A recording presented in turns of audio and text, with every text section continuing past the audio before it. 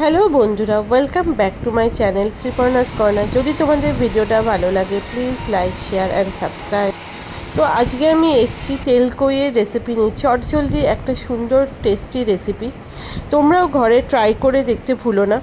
আর try করলে আমাকে অতি অবশ্যই জানিও কমেন্ট সেকশনে কেমন লাগলো তোমাদের এই রেসিপিটা। চলো শুরু করা যাক তাহলে। তেলকই রান্না করতে খুব বেশি উপকরণের প্রয়োজন হয় না। এরপরে কড়াই ভালো করে মাছগুলোকে ধুয়ে নিয়ে আমরা নুন, হলুদ আর সর্ষের তেল মাখিয়ে রাখতে হবে।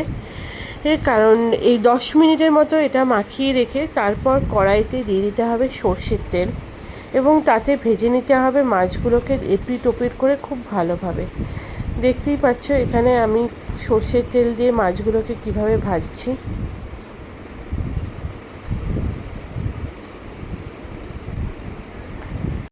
আরেক দিকে আমি একটা সুন্দর মশলার পেস্ট তৈরি করে নিয়েছি, টমেটো, গোটা জিরে আর একটা শুকনো লঙ্কা দিয়ে। তো এইখানে খুব বেশি মশলার দরকার নেই।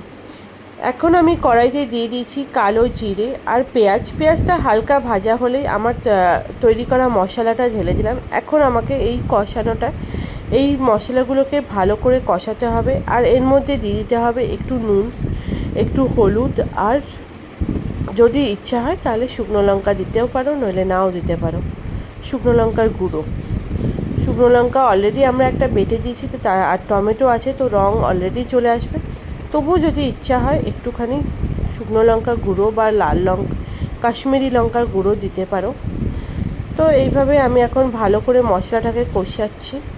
এরপর মশলাটা ভালো করে কষে তেল ছাড়লে তখন আমি মাছগুলোকে দিয়ে দিচ্ছি।